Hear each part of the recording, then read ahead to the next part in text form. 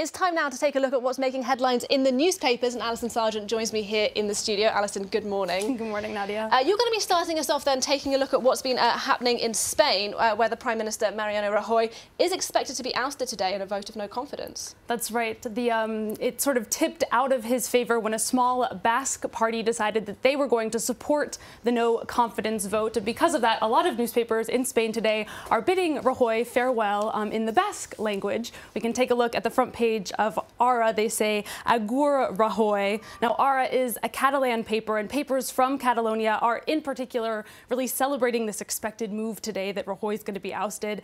They've had an incredibly hostile relationship with him, in particular surrounding the independence referendum and everything that followed that. Ara writes in its editorial that Rajoy's ouster is going to be shameful but deserved, and they cite that violent crackdown during the independence referendum.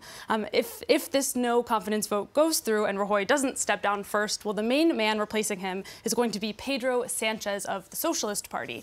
Now, he led this no confidence motion, so he's sort of the one who brought Rajoy down. That's what the Catalan paper El Periódico writes on their front page today. Sanchez has accepted the support of Catalan pro-independence parties, which are also going to vote against Rajoy today in this no confidence motion. Now Sanchez has expressed his desire to decrease tension with Catalonia, perhaps give in to more of their demands. El Periódico writes that with Sanchez in charge, they hope Spain is now going to enter a new political period. That said, though, Alison, not all papers are particularly pleased about what's likely to happen.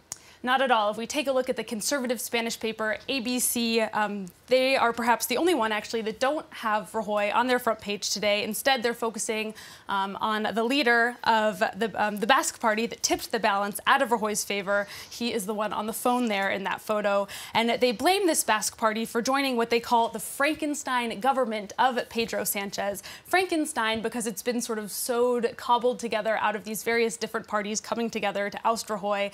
And they actually compare it to what's happening in Italy with this sort of, a coalition of very different parties coming together. And we're going to be talking about Italy actually in the next press review, so save that for later. The center left-wing paper El Pais is also concerned about this expected new government. They call it an unfeasible government in their editorial today. And they say that the no confidence motion to evict Rajoy is only going to increase instability.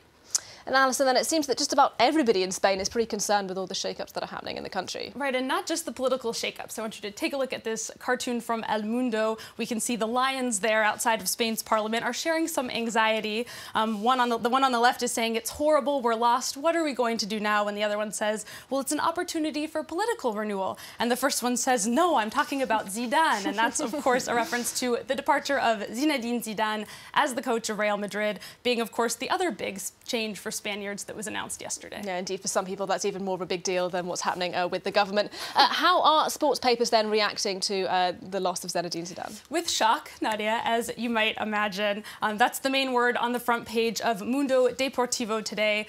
This announcement yesterday was very unexpected, especially because it comes just days after Real Madrid won the Champions League for the third time in a row. Another Spanish paper, Marca, is saying thank you to Zidane on their front page today. They write gracias with two Z's in honor of his initials. All papers are reporting really that the Argentine Mauricio Pochettino is the favorite to replace Zidane, although he did just sign a contract to coach Tottenham in London.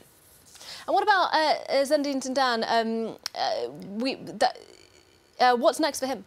Well, the immediate future is sort of hard to say, Nadia, but hopes are very high here in France that he's one day going to coach the national team, Les Bleus. The current coach, Didier Deschamps, is predicting that Zidane will one day take the reins. That prediction that he will become the national coach is on the front page of today's edition of Aujourd'hui en France. Finally then, from you, Alison, for this press review, we end with some bad news for meat and dairy lovers. It seems they might have to go vegan to ensure the survival of all of humanity. What's the story? That's right, Nadia. Well, this is something vegans have actually been saying for years, right? That everyone should go vegan or the whole world is going to, burn. Basically, now research is backing them up, so that's what's new today.